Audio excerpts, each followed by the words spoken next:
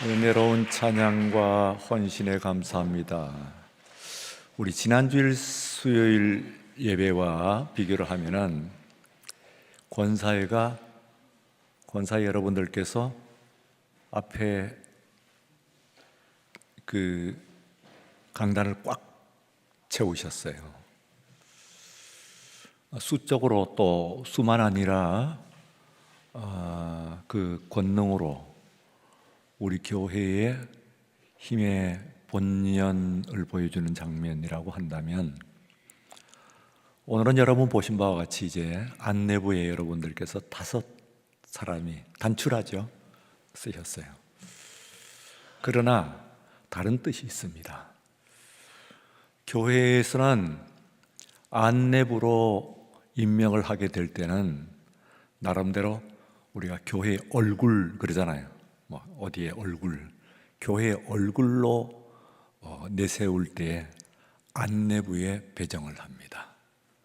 말하자면은 기존 예배를 드리는 여러분들에게는 다시 한번 소개를 드리는, 이런 분들이 있습니다, 이런 얼굴이 있습니다 하는 소개를 한번 하는 것이고, 무엇보다도 처음 우리 교회를 방문하시는 분들, 처음 예배를 드리시는 분들에게 있어서는 이분들이 아마 다른 분들은 보이지 않을 것이고, 예배 때 와서 여러분이 있어도 얼굴을 살펴볼 수가 있겠어요.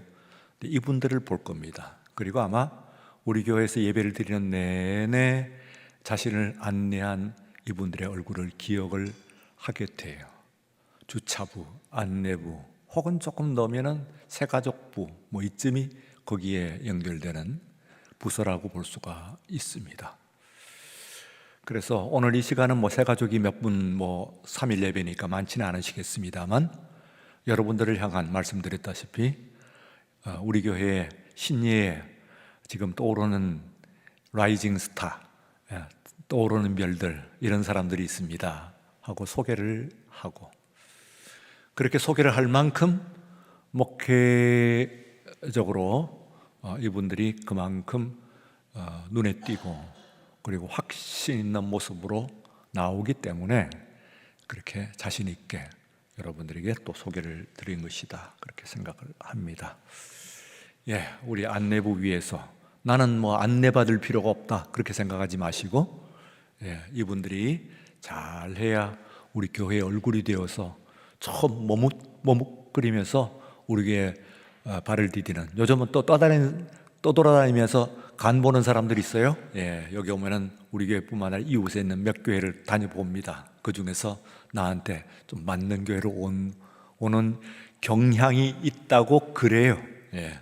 그래서 그렇다고 한다면은 아마 그 가는 교회에서 전체 회중의 집회의 그 감동도 있긴 할 겁니다만, 그러나 특별히 그 중에서도 안내부 여러분들이 어떻게 하느냐 하는 것이 그 사람들에게 있어서는 굉장히 중요한 그런 첫 인상, first impression이 될 것이다, 그렇게 생각합니다. 자, 우리 열왕기상 11장에서 믿음의 서약 헝클어지지 않는다 하는 제목으로, 설마 이거 제 거 아니죠? 믿음에 바로 서야 헝클어지지 않는다 하는 제목으로 말씀을 전하고자 합니다. 사실은 11장 14절부터 25절까지만 본문으로 우리가 읽었습니다만 이것도 짧진 않죠. 그러나 그 앞에 있는 한 본문이 있어요. 곧 11장 1절부터 13절까지 말씀이 있는데, 그거 한 단락, 그리고 또 뒤에 그러면 11장 25절에 끝났으면 26절부터 뒤에 있는 한 단락, 이렇게 세 단락이 본문의 내용이 됩니다. 오늘 말씀의 콘텐츠가 된다, 그렇게 생각하시면 됩니다. 좀 다른 내용입니다만, 그러나 어떤 공통점이 있느냐 하면은 전에 제가 말씀드린 바와 같이 솔로몬, 열왕기서의 가장 중요한 인물인 솔로몬, 그 중에서도 첫 인물인 솔로몬, 그 중에서도 1장부터 11장이라고 하는 방대한 내용을, 물론 그 아버지 다윗에 비교할 바는 아니긴 합니다만, 그러나 뒤에 있는 이어지는 왕들에 비하면 그 분량에 있어서 일단 압도적인 그런 분량을 가지고 있는 방대한 양을 할애하고 있는 중요한 인물인 솔로몬. 그래서 1장부터 11장까지인데 1장부터 11장까지에서는 거기에 말하는 힌트는 줬어요. 11장에 힌트는 살짝 줬습니다만, 그러나 11장을 미리 읽어보지 않는 한 독자들이 알기는 쉽지는 않습니다. 아주 예민하게 여러분들이 읽으시면 그냥 솔로몬은 칭찬 일색이고 잘했다 일색이고 잘났다 일색이고, 이게 1장부터 11장까지예요 사실은요. 그런데 마지막 1장부터 10장, 그런데 11장 한 장, 다음 장 이제 그 다음에는 이제 솔로몬의 11장 마지막 부분에 솔로몬이 죽다 이렇게 나오죠. 그러면 솔로몬이 죽은 다음에 그 다음부터 이제 열왕으로 진짜 이어가게 되는데, 그 11장이 앞에 있는 1장부터 10장까지에 나왔다 있던 것에 힌트는 있다 그렇게 이야기합니다만, 그러나 아하, 그 이야기가 이 이야기였구나 하는 것들을 비로소 알기가 되는데, 그 중에서 앞에 있는 첫 단락, 곧 11장 1절부터 13절까지는 두 번인가 여러분들에게 말씀을 드렸어요 이미. 뭡니까? 11장 1절에서 보면 11장 1절 보면은 시작을 이렇게, 솔로몬이 제목을 보시면은 친절하게 제목, 원래 본문에 있는 건 아닙니다. 아니고 성경학자들이 뒤에 이제 친절하게 여러분들을 그 단락의 내용을 파악하기 쉽게 요약을 해놓은 것이 소제목이지, 이 소제목이 원래 있는 것은 아니다 하는 것은 물론 알고 계시죠. 어쨌든 11장 1절부터 13절까지의 그 단락, 첫 단락의 소제목이 솔로몬이 솔로몬의 마음이 여호와를 떠났다 이렇게 되어 있어요. 그래서 거기에 보면은 솔로몬이 말하자면 애굽에, 이집트의 공주를 사랑하였고, 거기서 끝났으면 뭐 그만 문제가 없었을 것인데, 이제 뭐 모압, 암몬, 에돔 뭐 이러고 막 나갑니다. 나가면서 어디까지 이게 나가느냐 하면은 솔로몬이 후궁이라고 하는 것은 처입니다. 후처예요. 후처가 700명이고 그리고 첩이 300명이에요. 도합 1000명이라고 하죠. 700명은 말하자면 후궁이니까 결혼식을 한 사람, 뒤에 있는 첩과 차이가 뭐냐 하면은 700명은 정식 결혼식을 한 사람입니다. 근데 전에 한번 말씀을 드렸죠. 솔로몬이 40년 통치에 700명 결혼식을 하자고 하면은 2주에 한 번은 평균, 2주도 더 해야 돼. 1.5주 정도에 한 번씩 결혼을 해야 돼. 결혼식을 해야 되는 거예요. 웨딩을 해야 된다 그 말이죠. 그러면은 40년 통치에서 내내 그랬겠냐? 초창기는 안 그랬을 것이고 노년에는 못 그랬다 그러면 솔로몬은 어쩌면은 7세 기간 가운데서는 맹성기에는 매주 결혼식 웨딩을 했을 것이다 그렇게 이야기합니다. 그러면은 앞에 있는 것은 하도 솔로몬이 잘났다 잘했다 이렇게 나가는 그 내용으로 쌓이게 된 그 사이사이 껴있기 때문에 여러분들이 그 복선을 읽기가 쉽지 않아요. 이게 솔로몬을 칭찬하는 건가 보다. 솔로몬이 많은 여자들을 이렇게 맞아들였으니까 솔로몬이 영광 중에 하나인 모양이구나 그렇게 생각하기 쉽습니다만 11장에 이르러서 비로소 그게 아니구나. 아차, 문제가 배태되어 있었구나. 우리가 모르는 사이, 아니 솔로몬도 깨닫지 못하는 사이에 솔로몬의 문제가, 인생의 문제, 나아가서 이스라엘의 문제가 잉태되어 있었구나 하는 것을 비로소 알 수 있는 것이 11장 1절부터 11절까지이고 그 13절까지이고, 오늘 읽은 이 본문은 그 내용은 두 번째 단락인데요, 이것은 어떤 것이냐 하면은 솔로몬의 대적에 대해서 말씀을 하고 있습니다. 솔로몬의 두 명의 대적을 이야기를 하고 있는데, 이것이 왜 이례적인 본문이냐 하면은 1장부터 10장까지 오는 동안에 솔로몬, 아니 그 앞에서 사무엘 하에 있는 다윗의 내용 내내 대적이 없어요. 다윗도 일생 40년 동안 통치하는 동안에 대적이 없었다고 이야기할 뿐만 아니라 솔로몬도 40년 통치하는 동안에 그의 대적이 없었다고 이야기해요. 그런데 있다네요. 알지도 못하는 사이에 대적. 더구나 다윗은 전쟁이나 했지, 솔로몬은 전쟁 물론 했지만 다윗처럼 그렇게 피를 묻히는 전쟁을 본격적으로 한 왕이 아니거든요. 그런데도 불구하고 문제가 있는 거예요. 그런데 이렇게 있고, 그 이제 좀 이따가 좀 자세히 이야기를 하고, 뒤를 한번 보시면은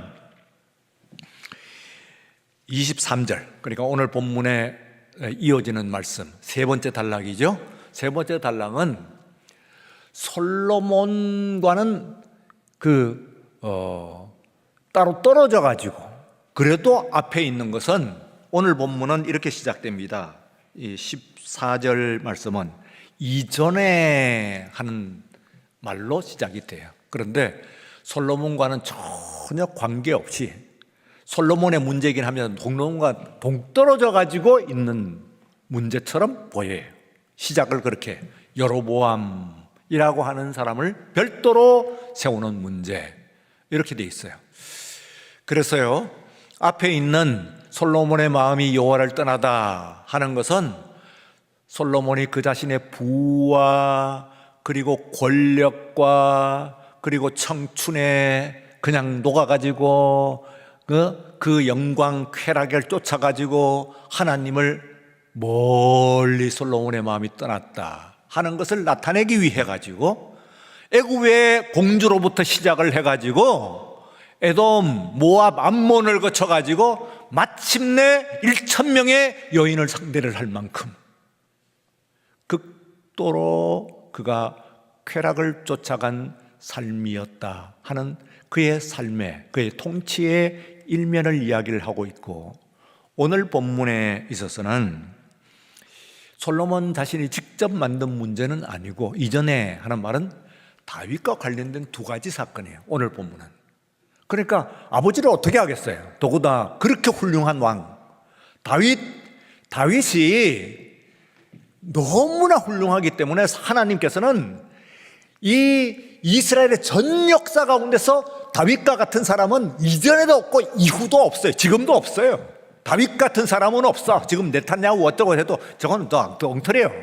다윗 같은 사람은 다윗 이전에도 없고 이후도 없어요. 한 사람 살짝 흉내내는 사람이 있었는데 히스기야라고 하는 사람입니다. 나중에 얘기했습니다. 히스기야라고 하는 사람이 반쯤 따라갔다, 그렇게 생각하면 돼요. 그러니까 다윗은 굉장한 왕이에요.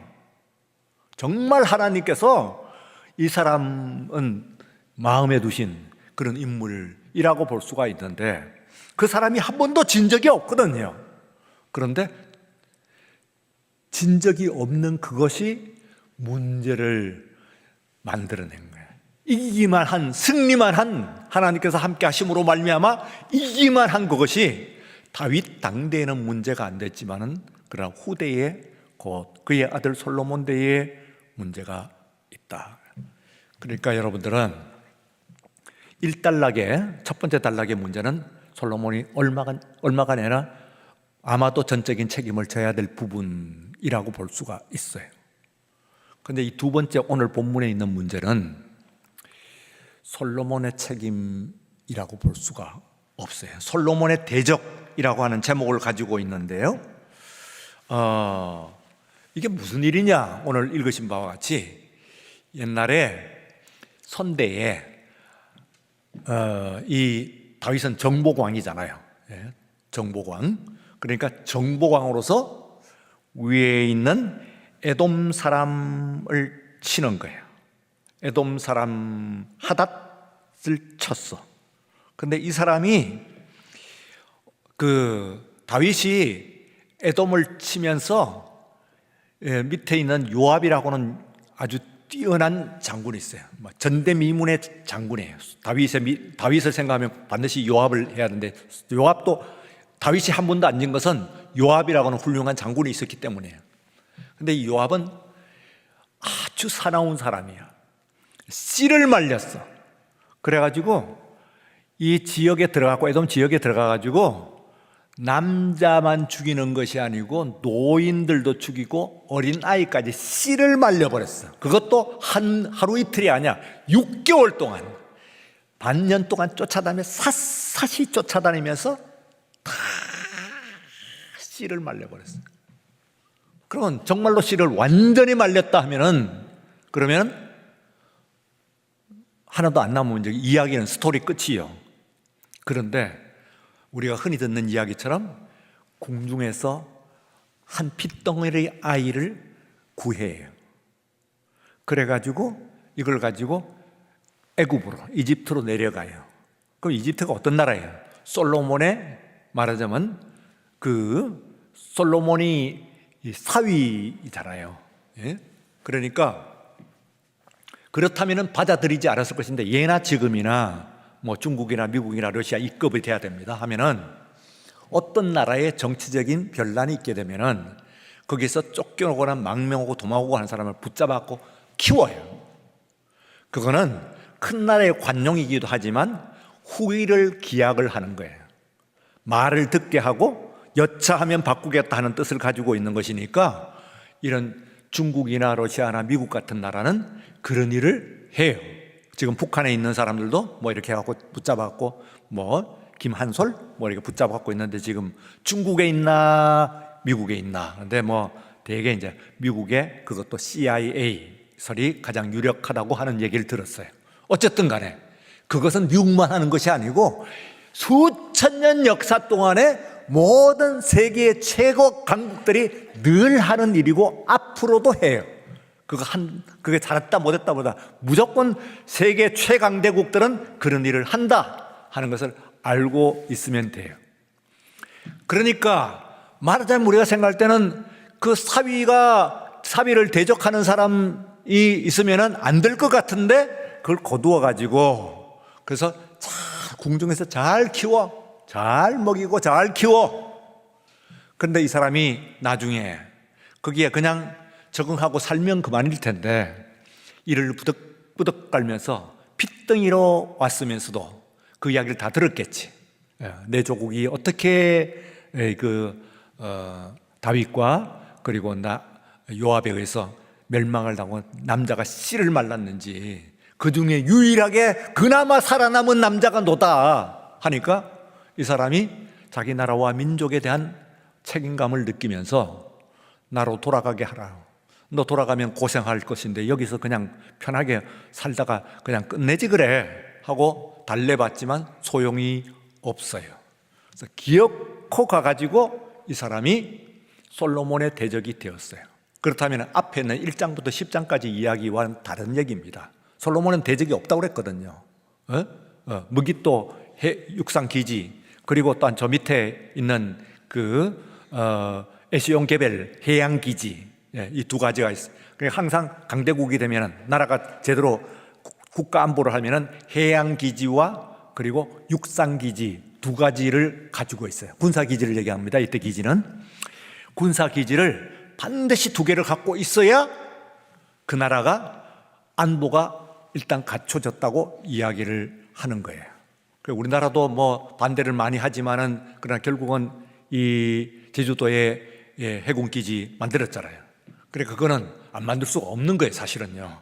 해군 기지가 없으면 바다를 못 지켜. 그리고 육상 기지가 없으면은 땅을 못 지켜. 그러니까 어쩔 수 없이 이제 짓게 되는 것인데, 솔로몬도 무깃도에 육상 기지, 그리고 에시온게벨에 해양 기지, 이렇게 탁 했으니까 이 나라가 안보도 튼튼해요. 그런데 문제가 생기기 시작했어요. 그래서 이 하닷이 솔로몬의 대적을 하는 거예요.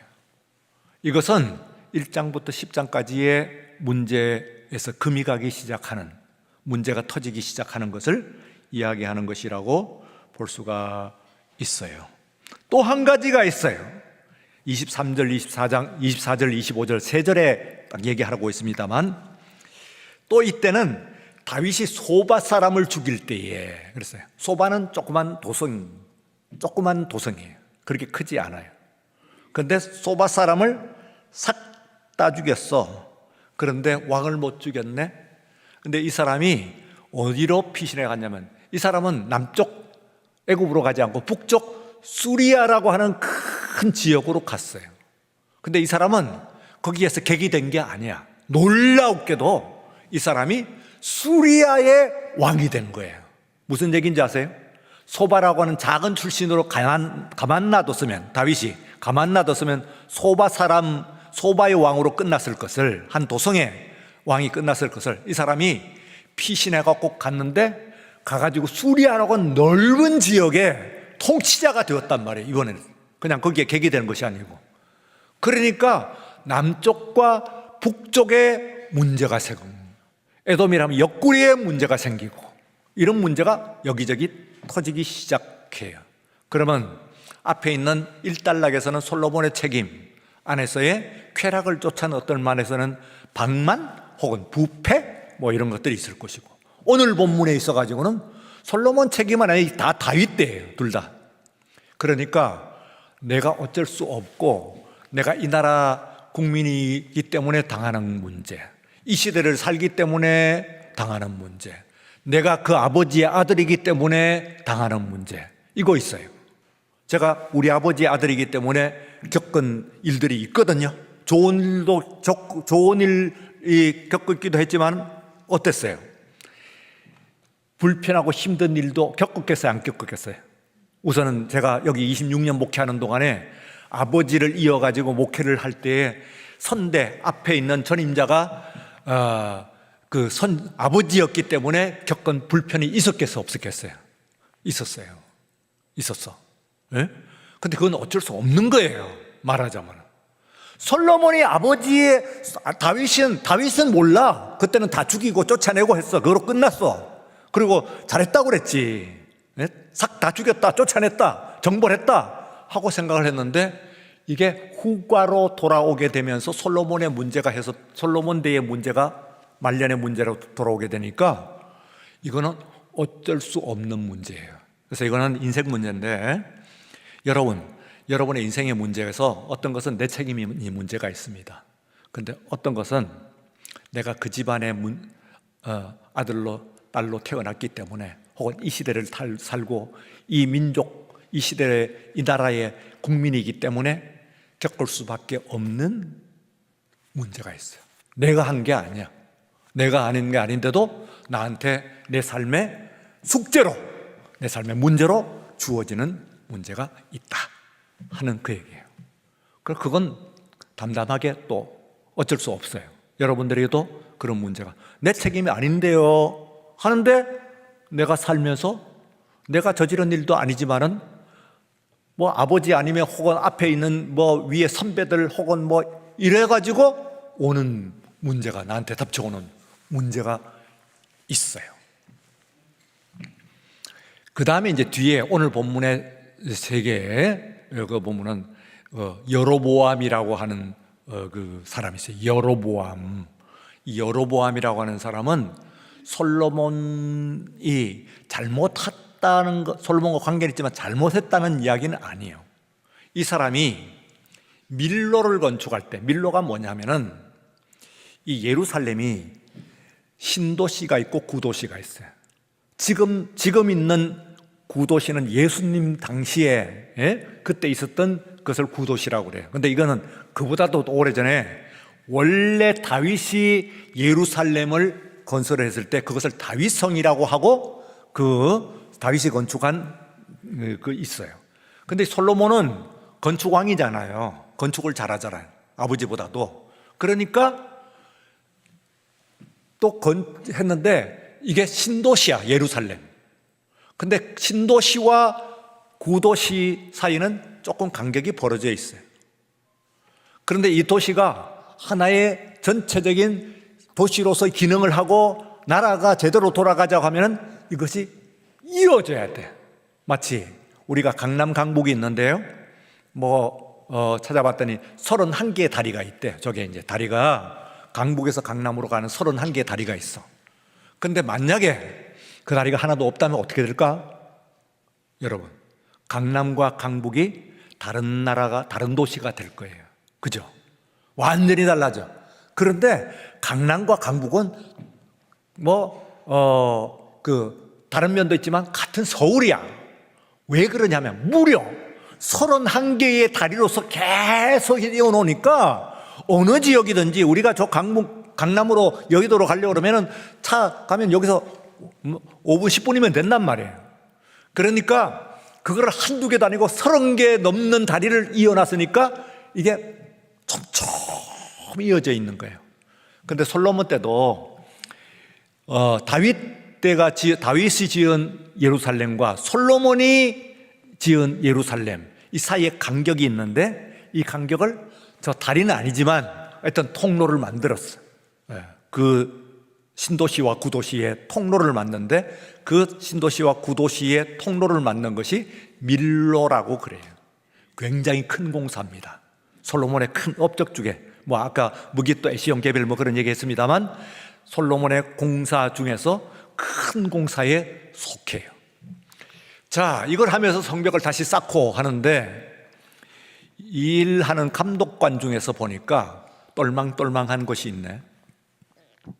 일을 잘하는데 리더십도 있고 지도력도 있고 착착 알아서 보고 일도 잘 시키고 저도 부지런하고 그거 참 그 젊은이가 괜찮네. 이래가지고 너 이리 와봐라. 너 이름이 뭐냐? 하니까 여로보암이라고 하는 거예요. 다윗의 신하 중에서 다윗의 신하의 아들이에요.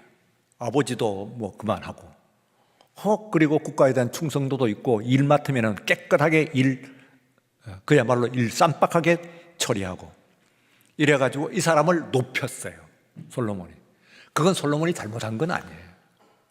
여로보암은 뒤에 말하겠지만 뛰어난 사람입니다. 근데 문제는 미리 땡겨서 말하면 살짝 비슷해요. 솔로몬의 아들은 르호보암이라고 하는 아들이에요. 그런데 이 르호보암은 조금 거시기해. 그러니까 아버지 다윗과 같은 복을 솔로몬은 못 받았지. 아버지 다윗은요, 저도 잘했지만은 솔로몬 같은 후계를 이은 것이 큰 복이에요. 후계를 잘 잇는 거 보통 일이 아닙니다. 그런데 솔로몬은 그 다음에 잊지를 못했어. 예. 그리고 좀 용렬한 아들, 그야말로 용렬한 아들이 난 거예요. 이게요. 그 3대를 가는 것이 그렇게 쉽지 않은 것이지. 저 삼성 보세요. 이병철, 이건희 그러더니 지금 이 누굽니까? 예, 이재용.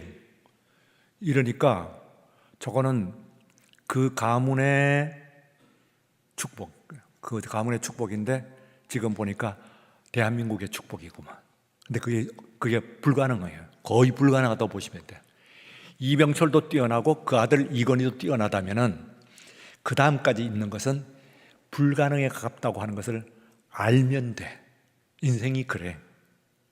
그건 어떻게 알 수 있냐면은 여러분들이 조선조에 있어가지고 쭉 해가지고 보면은 알아요. 조선조에. 지금 왕 이야기를 왕과 함께 사는 남자하고 나오는데 그게요, 우리가 최고로 치는 세종대왕의 아들이에요. 아들들의 얘기야. 세종대왕의 아들들. 그러니까 세종은 셋째, 효령대군 셋째거든요. 그러니까 세조가 뛰어난 거예요. 아니, 첫째, 둘째 아니고 셋째다. 그러니까 딱 뽑았어요. 근데 제가 보기에는 그 사단이 난 것은 세종도 그 사람 보는 아들 왕세자를 결정할 때 말이지, 그 결정하는 것을 세조를 결정했었어야, 수양대군을 결정했었어야 되는 것 아닌가 하는 제 생각입니다. 그게 왜냐하면 뚜렷하게 차이가 났거든. 문종도 나쁜 왕은 아니에요, 보니까. 그렇지만은 그 통치력, 리더십, 그리고 군왕으로서의 어떤 그 야심, 뭐 이런 것들을 보면은 그 세조는 남달라요. 나쁘게 나와서 그렇지, 그 뛰어난 왕입니다. 조선을 만든 아마 한 5명의 왕 치면은 세조가 들어갈걸요. 그러니까 이 세종이 자신도 아버지 태종이 이방원이 자기를 선택을 해준 것과 같은 방법을 썼다고 한다면은 조선이 저렇게 지금 우리가 그 이야기 요즘 얘기하듯이 그렇게 흉한 모습이 아니지 않았을까 하는 생각이 좀 들어요. 어쨌든 뭐 하여튼 이게 수양도군이 나중에 세조 인간적으로, 그러니까 통치는 착한 사람이 아닙니다. 착한 사람이 통치를 하는 것이 아니고 통치력이 뛰어난 사람이 통치를 하는 거예요. 그러니까 그 모랄리즘으로 보면 안 돼, 통치력은. 그러니까 이걸 지금 그 솔로몬은 아버지 다윗과 같은 축복을 그 복은 못 받았어. 그리고는 아주 용렬한 자식을 뒀네. 근데 거기에 비해 가지고 여로보암이라고 하는 이 청년은 말이지, 그 아들 르호보암에 비해서 보면은 인간적으로 보면 10대 빵이야. 10대 1이야, 10대 1. 그래서 내용을 보면은 이 아히야라고 하는 선지자가, 하나님의 명령을 받은 아히야가 여로보암에 왔어. 이거는 이제 솔로몬은 거기까지, 솔로몬은 똑똑하니까 이 감독관으로 썼지. 그거로 쓰고 끝났어요. 그런데 하나님께서, 그 사람이 처음부터 덤벼든 건 아닌데 하나님께서 아히야라고 하는 선지자를 보냈어요. 그리고 이 사람이 자기 외투를 벗어가지고 12조각으로 찢어. 그 사람 앞에서 있는 청년이 놀랐겠죠. 근데 그 중에서 하나만 남기고 11조각을 이 여로보암에게 줬어. 주면서 하는 말이 뭐냐면은, 하나님께서 이제 이 나라를, 이 백성을 찢어가지고 한 개만 솔로몬의 아들 르호보암에게 주고 나머지는 전부 너한테 몰빵을 하겠다, 이래 나온 거예요. 무슨 얘기인지 알겠어요? 하나님이요. 그때까지는 이 사람이 반역의 기운이 없어요. 물론 나중에 반역을 해요. 근데 여러분 생각해 보세요. 다윗도 마찬가지 아니에요?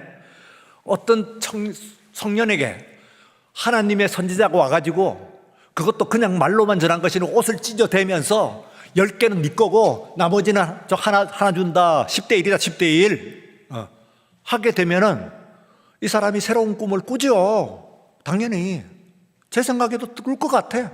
그죠? 꿔요. 꾸게 되어 있어. 그래서 이거는 솔로몬이 한 거. 두 번째 달라고 오늘 본문은 솔로몬이 한 게 아니에요. 솔로몬은 거기에 뭐 가만히 있는데 대적이 생긴 거예요, 강력한. 그런데 철천지 원수가 생긴 거고, 세 번째는 솔로몬이 그냥 관료들을 쓰듯이 이 사람을 썼는데 이 사람이 솔로몬의 대적이 된 거예요. 그러다면 인생의 세 번째, 여러분들은 그냥 여러분들이 일을 하는, 혹은 심지어는 잘한다고 했는데 나중에 그것이 결과적으로, 그 결과를 우리는 내다볼 수는 없습니다. 잘한다고 했는데 그 결과가 나를 공격하는 문제로 덤벼드는 수가 있어요. 나를 덤벼다. 자, 세 가지 정리했어요. 첫 번째는 자기의 탓인 것이 있어요. 자신의 방만, 자신의 타락.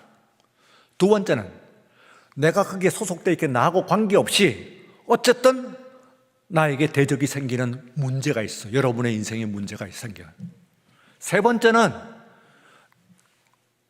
나는 그냥 내 일을 했을 뿐이야. 이런 문제를 내다보고 잘못되라고 한 것은 아니야. 또 그렇게 한 것이 잘했어. 맞는 거야. 그렇게 하는 거예요. 성실하고 재능 있는 청년이면 그 사람을 발탁하는 것이 맞아. 그런데 그것이 문제가 되어 돌아올 줄은 누가 알았어요? 그럼 그거에 그렇다고 해서 아무것도 하지 말까요? 그럴 수는 없지. 자, 세 가지를 얘기했는데 이 세 가지가요, 여러분들의 인생에 있어서 저나 여러분의 인생을 살면서 옵니다. 왔죠?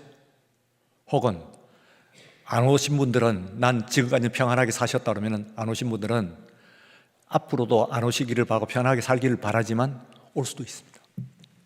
그렇죠? 올 수 있잖아요. 저나 여러분이 겪을 수 있지. 그러면 어떻게 하시겠어요? 그 솔루션을 이제 제가 말씀을 오늘 하는 제목으로, 자, 이게 이제 문제가 창세기 1장 4절에서 보면은 뭐예요? 세 가지라고 했죠. 땅이 혼돈하고 confused, 그리고 공허하고 empty, 그리고 흑암이 깊음 위에 있어서 deep darkness. 세 가지가 종류가 좀 달라요. 혼돈하다는 것은 막 천지분간을 못하는 것을 얘기하는 거예요. 그런데 empty하는 것은 삶의 목표, 가치가 있는 삶이 뭔지를 모르겠는 거예요. 공허해. 사는 이유를 모르겠어.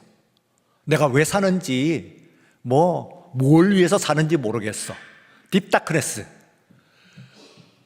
앞으로 가야 되는데 너무 캄캄해서 어디로 가야 될지를 모르겠어. 어떻게 해야 될지. 그래서 하나님께서 그 수면에 운행하신데, 그때 하나님 천지를 창조하시기 전에 세 가지가, 땅이 혼돈했다, 그리고 공허했다, 삶의 의미를 찾을 수가 없었다, 그리고 앞이 캄캄했다 하면은 여러분들이 집이나 자녀나 사업이나 직장이나 무슨 문제든지 혼돈하거나 공허하거나 그리고 앞이 캄캄하시거든. 이건 솔로몬도 겪은 문제니까 지금 이렇게 솔로몬이 삼중고를 겪은 거예요. 그러면 어떻게 하냐면 오늘 제목입니다. 그게 메시지. 믿음에 바로 서야 합니다. 다 같이 믿음에 바로 서야 합니다. 믿음에 바로. 조금 쉬운 말로 할까요? 일반적인 말로. 일단 정신을 차리세요. 쉽나요? 문제가 쾅 하고 떨어졌을 때 정신을 차리는 것이 쉽던가요? 근데 우리는 강력한 무기가 있습니다.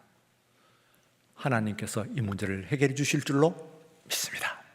이게 무지무지하게 힘이 있어. 그래서 여러분들은 용사라고 그래요. 세상에 있는 사람하고 달라요. 세상의 사람들은 그때에 어쩔 줄 몰라 해요. 좌절해 죽어. 그런데 우리는 그 어떤 순간에 있었어도 이 문제를 해결할 하나님이 계신 줄로 믿습니다. 이 문제를 해결해 주실 줄로 믿습니다. 내가 혼돈하고 공허하고 앞이 캄캄한 상황 가운데 있어도 하나님께서 반드시 나에게 질서 있게 질서를 그리고 또한 내 삶의 가치와 의미를 채워주시고 그리고 내 앞길을 인도하여 주실 줄로 믿습니다. 이 믿음을 여러분들이 꼭 가져. 이게 이제 여러분들이 오늘 가장 중요한 메시지라고 볼 수가 있어요. 두 번째로, 그러면 이제 그 믿음에 대해서 그게 연결되는데 실마리를 쫓아라는 거야. 다 같이 실마리를 쫓아라. 어디 한 군데 막 전부 가고 이것도 졌다 저것도 졌다 저것도 졌다 어쩌지 그러지 말고 어디 한 군데에 하나님께서 해결할 실마리, 실마리를 주시는 수가 있어. 잘 봐야 돼. 정신을 차리고 믿음을 가지고 보면 보여요. 그때부터 보이기 시작해. 막 헝클어져 있을 때 어디 한 군데는 하나님께서 해결할 수 있는 길을 살짝 열어주셔요. 그걸 굳게 붙잡아야 돼. 실마리를 붙잡아라. 실마리를 붙잡는 얘기는 뭐냐면은, 실마리를 붙잡으면 뒤에 문제 해결의 순서가 정해진다는 뜻입니다. 문제 해결의 순서. 그러면 상당한 거예요. 이 문제를 어떻게 해결하지? 이렇게.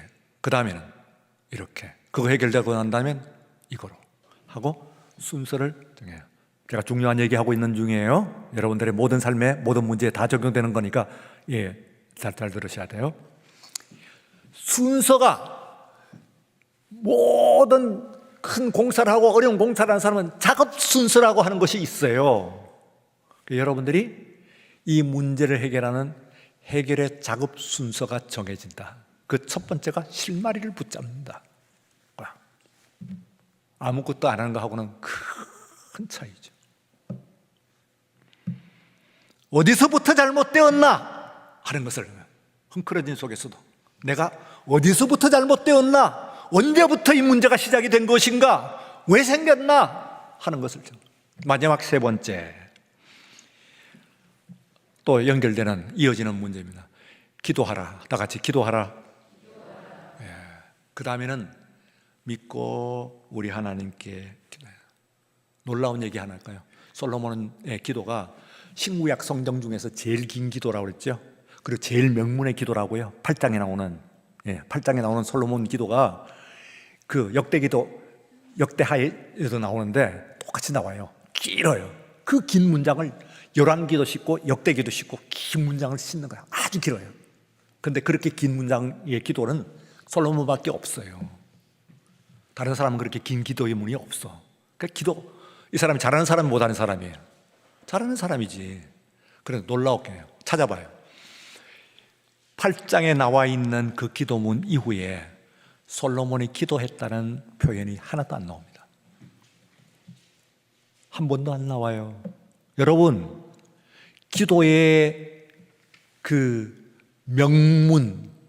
명문장의 기도문을, 최고의 명문장의 기도문을 가지고 신구약 성경 중에서 제일 잘 썼고 제일 길고 제일 감동 있는 기도문을 쓴 솔로몬이 8장에서 성전을 건축하고 그 뒤에 기도했다고 하는, 이런 문제가 오는데 이제 지금 11장이 이렇게 되면 이때 히스기야처럼 무릎 꿇고 기도해야 될 거 아니에요. 면대하고 기도할 거 아니에요. 벽을 면대하고.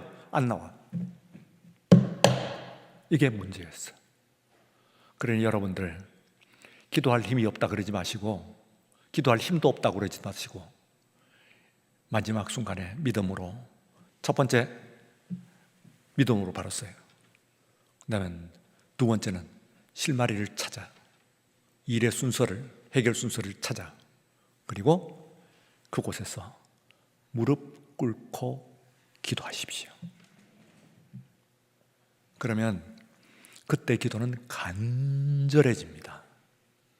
그리고 간절한 기도 가운데서 우리 하나님께서 분명히 들으실 줄로 믿습니다.